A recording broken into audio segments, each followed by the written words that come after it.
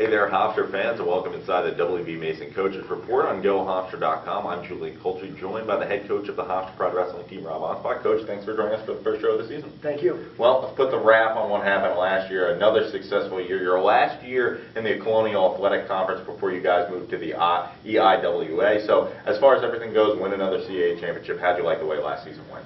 Well, that's always a good way to end anything, winning a CAA title, and then for it to be the last one is, I guess, it's pretty cool to win the last ever CAA championship. Obviously moving into the EIWA is a bit more challenging, and we're looking forward to the challenges that we're going to be facing with Cornell and Lehigh and UPenn and all the teams that are in the EIWA. It's just top to bottom a much stronger conference. So we're excited about the challenges and looking forward to it.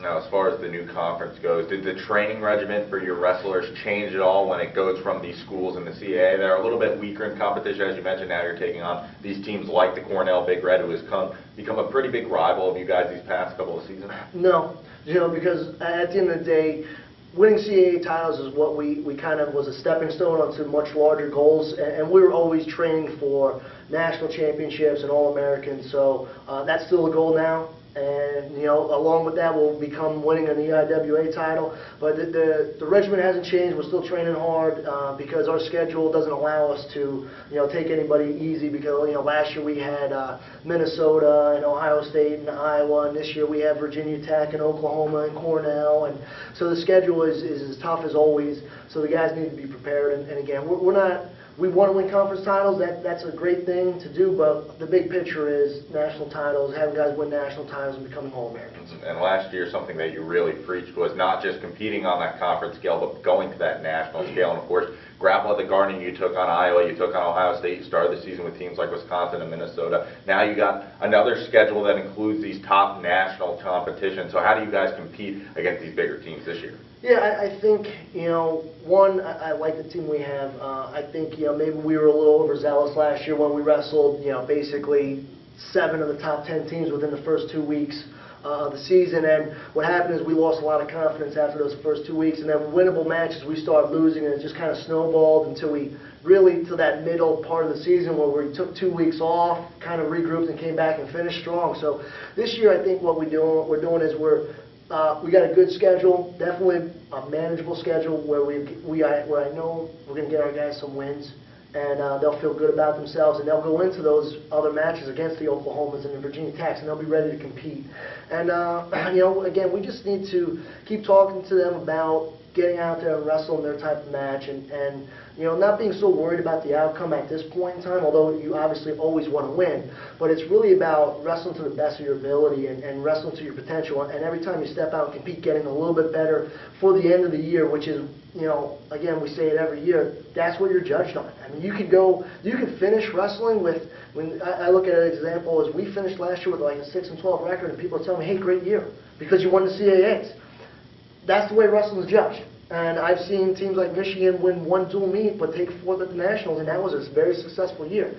I don't necessarily agree with it, but that is the way we are judged. So at the end of the day, we want to win every time we go out there, and that is the goal, but we also want to keep improving so we're better by the end of the year. Now, before we kind of move on to the team that you guys have this year, you lose another All-American last year. Of course, PJ Gillespie a couple of years ago. Now you lose Steve Banana, who was a staple at that first spot, the 125. So what do you think you guys kind of lose with him not in the lineup anymore? I mean, Steve, it's again, you nailed it when it's a guy that you were going to send out there, and he was going to win. And you could basically put that in the bank. And so with him not being there, it's like, okay, we got to move on with that. We can't do anything about it. We just got to prepare the guys that are going to step in there. I think with the lineup shifts and some of the younger guys stepping in, I think we're okay, especially at the lower weights. Again, they were definitely our strong point last year. They will be again this year.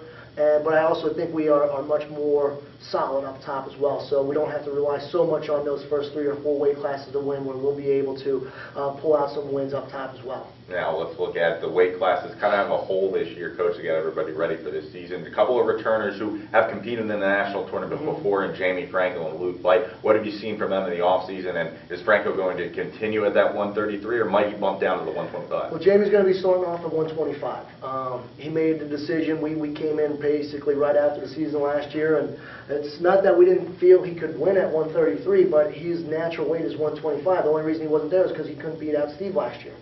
They were very close in the room, but he just couldn't get it. And so we feel very confident with Jamie moving down to 125. We're not going to miss much at that weight class, if anything. He's put a great summer in. He's leaned his body down, so that making 125 isn't going to be an issue.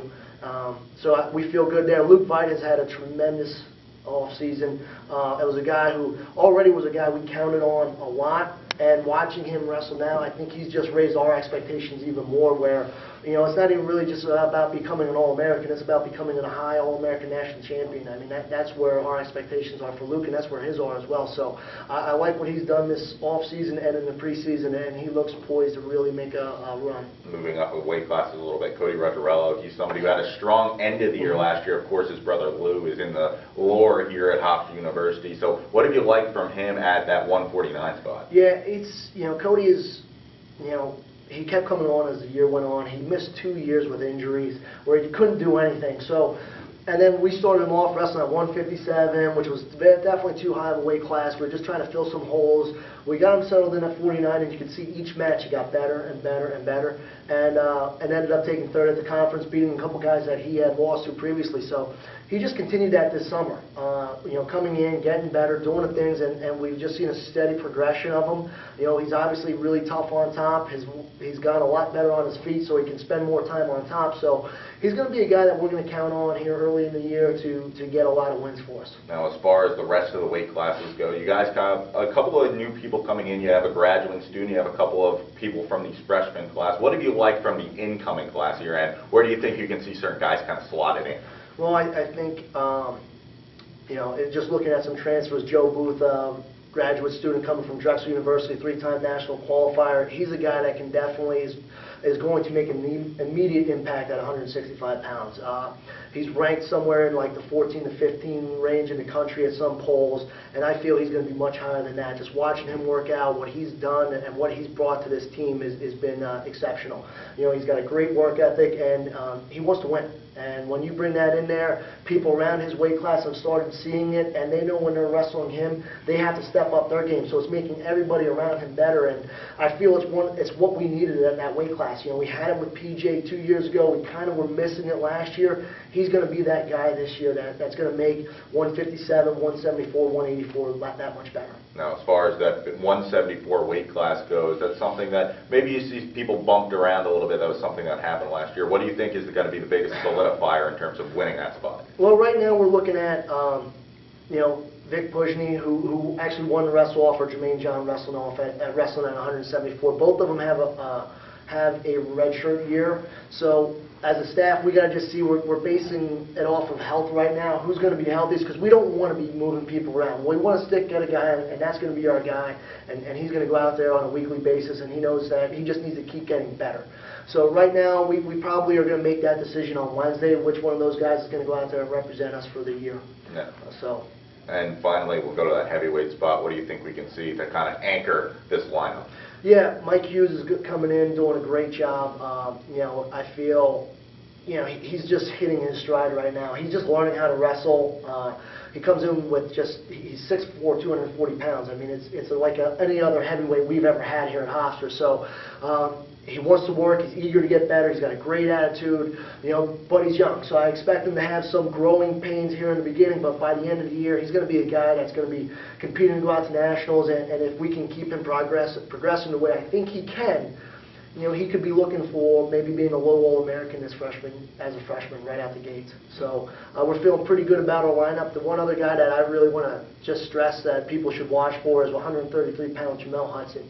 This guy is absolutely dynamite when he goes out on that mat. He had a great redshirt freshman year, winning a couple opens. He went out, had a great spring season where he took 6th at the Field Junior Open, and then he went out to the University Nationals and took 3rd out there.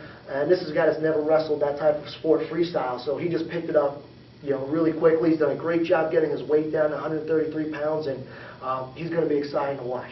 There's no doubt about it. You lose some key pieces, but you bring in so much more. First match is this upcoming weekend against Rutgers University here at the MAC. So what do you think the biggest thing you're going to see from Rutgers is? You know, Rutgers, they got a lot of talent. They got a lot of Jersey guys on their team. It's a great wrestling state. They're going to have a lot of talent on their team, and we need to be ready to wrestle and ready to wrestle in our positions to beat them. I think moving in there, I like the way we match up against them. I feel we can win this match pretty easily if we compete the right way. But it's like anything else. If some guys don't make weight right, if they're a little tentative when they step on there, we're going to have a very difficult time. But it is a match I see us winning. It's going to be a great way to open up the year, being a team that, like Rutgers, who is in our EIWA, who will be moving to the Big Ten, and it's just really a name brand team out there. So I just like the way the matchups are and expect big things from our guys this weekend. Finally, Coach, first show of the season, so your prediction, what do you guys have to do to get that EIWA title?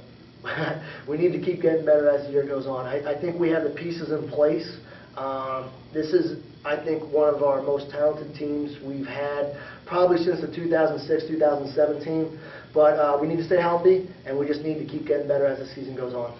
Coach, thanks for the Thank time. you. Of course, Hofstra, they wrestle on Sunday against Rutgers at the Max Sports Complex. Come out and support your Pride team. And remember, you can tune in to the WB Mason Coaches Report each and every week right here on GoHofstra.com.